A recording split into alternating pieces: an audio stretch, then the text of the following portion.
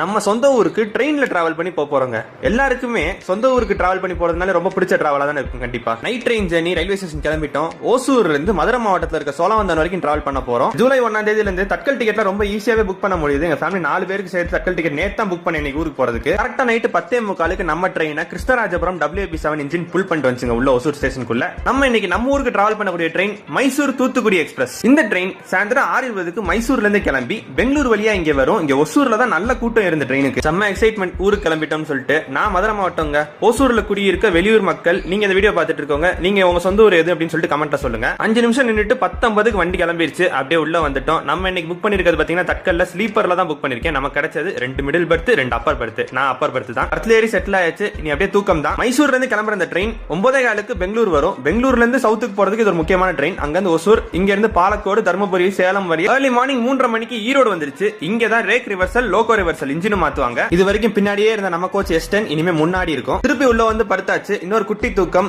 புகழூர் கரூர்ல தாண்டியாச்சு. அப்படியே விடிய ஆரம்பிச்சிருச்சு. காலையில விடியற டைம்ல ஒரு ட்ரெயின் அவ்வளவு ஸ்லோவா அழகா வளைஞ்சு ஒரு ஸ்டேஷனுக்குள்ள என்டர் ஆறத பார்க்கிறதுக்கு அவ்வளவு அழகா இருந்துச்சு. 6:15 டைமிங். ஆனா ஹாஃப் அன் அவர் ஏர்லியா 5:45 காலையில திண்டுக்கல் ஸ்டேஷன் வந்துட்டோம். ஹாஃப் அன் அவர் ட்ரெயின் இங்கே நின்னுச்சு. ஒரு காஃபி வாங்கி குடிச்சோம். 6:20 ட்ரெயின் இங்க கிளம்பிச்சு. நம்ம ஒசூர்ல ட்ரெயின் ஏறும்போது கிருஷ்ணராஜபுரம் லோகோ நம்மள புல் பண்ணிட்டு வந்துச்சு. ஆனா ஈரோட்ல லோகோ சேஞ்ச் பண்ணதுக்கு அப்புறம் Royapuram WP7 Sriram finance advertisement பண்ண அந்த yellow கலர் லோகோ தான் நம்மள புல் பண்ணிட்டு போகுது. என்னோட மேக்ஸிமம் ஸ்பீடு 110 km/h பகல்ல போறத பார்க்க முடிஞ்சது.